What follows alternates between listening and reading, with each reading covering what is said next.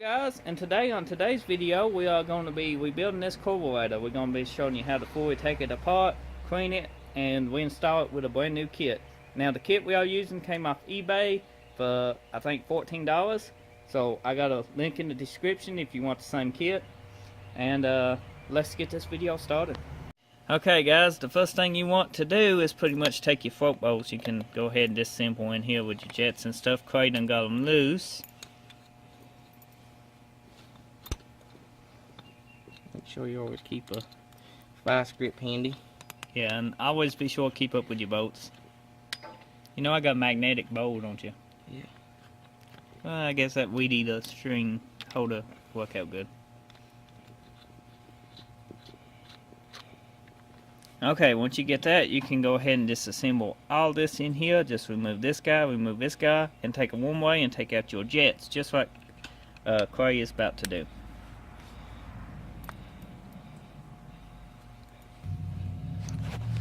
Now, always remember which way your jets go in. Different jets for different places. You can take a picture so you remember where you go, or just watch this video.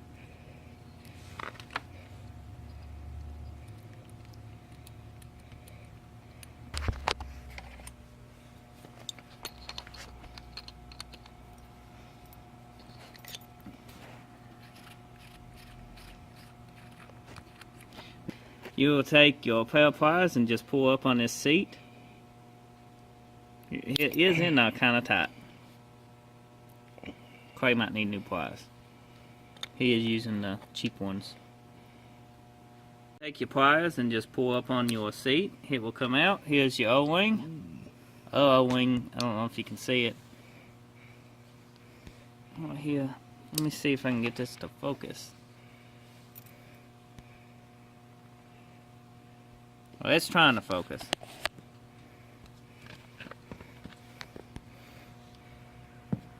Okay, it ain't gonna focus, guys. But O-wing is damaged. I don't know if you can tell it in the video, but yeah, it's bad. Next, you can come here and undo your, basically what this is like a pump shot. Got a diaphragm in it. Be gentle when you remove this section.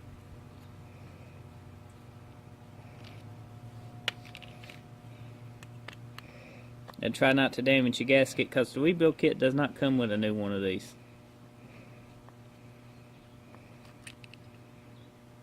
It will have a spring in it. Oops. I'm trying to get the spring. Well, that went the bolt. But the spring is kind of just sits on that. It will come off if you ain't careful. That's what Clay was trying to keep from doing. Popping that off. The diaphragm survived. And now you can get to the inside here, which has got a little check valve, like the old school Harleys and stuff used. That will stay in place. You don't have to worry about that falling out. Guys, don't forget to remove your little jet out of here. Just roll one way, take and twist. Now to remove the top of your main jet cover. Not main jet, but your needle cover. Top of your carburetor. This carburetor has given us issues a couple of times, flooding out, and it's so cheap to rebuild, why not?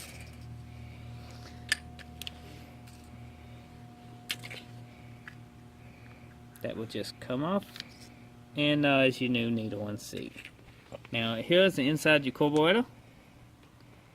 Okay guys, to remove this guy, you got two pretty well Allen heads you need to remove, and once you remove that, you need to come along here and take your two four-ways out of your butterfly. Now, as you can see, I did not get to take my butterflies out, but this carburetor was running good, just having a flooding issue, and the seat O-wing was damaged on it, so that's probably what it was. So we just went ahead and drew this guy back together and just quickly soaked this half right here and left this out of the soak, the carburetor soak. Just because I can't get this out. But if you can't get it out, don't feel bad. What counts is all the passageways and airways are clean. So let's go ahead, and I'm going to hit it with some compressed air by spraying in where the jets and stuff goes. And then spray it off with some more brake clean, and we install it together. All the parts in it. Okay guys, as you can see, I got a thing of carburetor soak beside me. I got the carburetor soaking. So you might want to let it soak for about 20-25 minutes once you get it stripped. That way it's cleans out most of the debris. You can let it soak longer if you want to. It's just what you prefer. But this carburetor is running pretty good just for now. So we're just going to do a quick soak in it and throw the new rebuild kit in it. Also, you can take compressed air and blow out your old jets. So you can see Clay's working on his Eclipse. He's replacing the front bumper on it. So I gotta go finish that video. But stay tuned. We'll be back with the carburetor in just a second. Once you soaked your bowl in carburetor cleaner or spread it out with brake clean, you can pretty well remove your old gasket, because that one is pretty well bad. Here's your new gasket, and it just fits in the grooves. Simple and easy. Okay guys, what we're going to do next is reinstall your jets. So find the jets, make sure they go into the right place. You don't want to put them in the wrong place. Pretty simple. This long guy right here goes just like so. Now you can actually change your jet size, but on the little 250s like this, that has nothing done to them. Stock jet size is fine. Here's your main jet.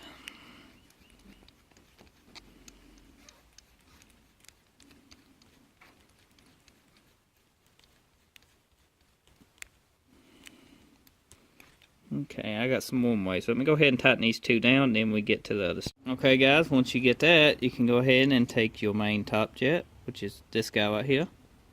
You can tell by the jet size how big the hole is.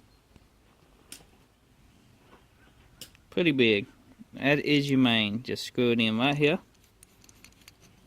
Just like so, into your needle extension housing, and then snug it up too. Don't get it over tight, because this is aluminum and you can strip it, but it just needs snug. It might help if I had a bigger one way. The kit did not come with this jet, so just reinstall your old jet after cleaning it good. It did come with 2 new jets, so I guess that's a good thing, but it should have come with all of them, personally. But for $13, you can't complain. So far we got 2 new jets, a new needle and seat. And just snug it up. Now make sure your seat is cleaned.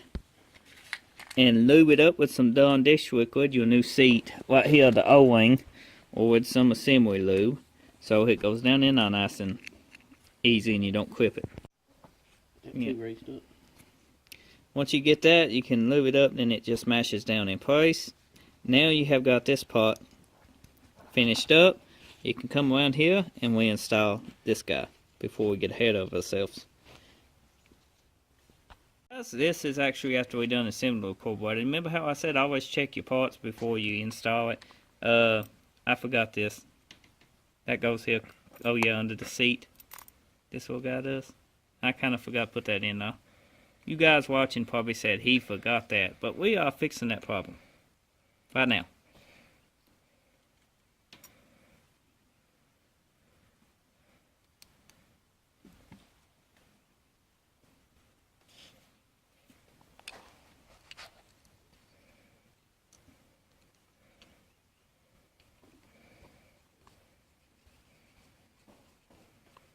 The same way you tuck it out. So basically we need the cover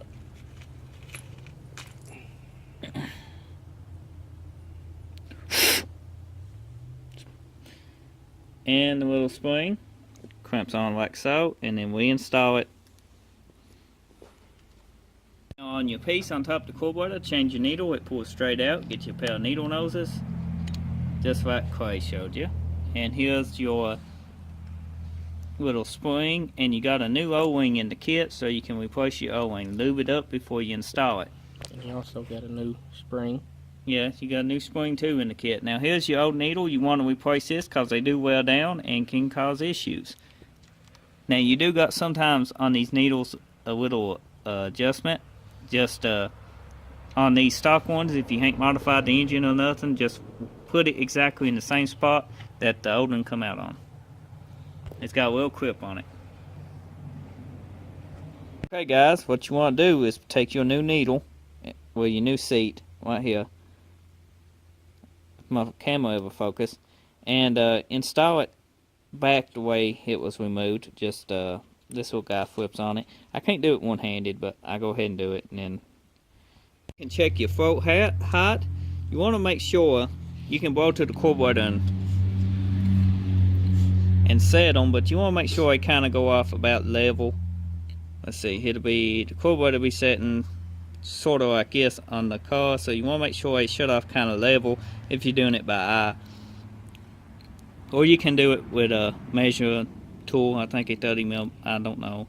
I think 30 millimeters on these. I ain't 100% sure, but you can check your manual or Google. But I always do it by just blowing through the fuel intake and setting them to about right in there. And that gives us all that much room of play. There you go. Now you want to install your cap. Same way it came off. Be careful. It feeds down into... Whoops. Wait, everybody. Before we do that, you need to reinstall this guy. And he goes down inside the carburetor that your needle rides in. Okay, guys. I about forgot a major component. Okay, Craig, where's that little guy at? Now this little doohickey goes in the hole just like so. And it should stick through the top. It only goes one way. Let me get something tiny and little to push that in with. And it should come through the other side. If it don't, it ain't in the right way. Let me go ahead and... Yep. Is it in? Yep. Okay. Don't over tighten that strip. Call it good. Because that's what holds it in. See? Okay, let me explain to people. Now, when you install a little piece that we forget, your main jet holds it in, and let's see, you can see it right there. Your needle, it's like a guide for your needle. It's right there it is. You can just really see it at the bottom of the carburetor. Now you can install this back the way it was.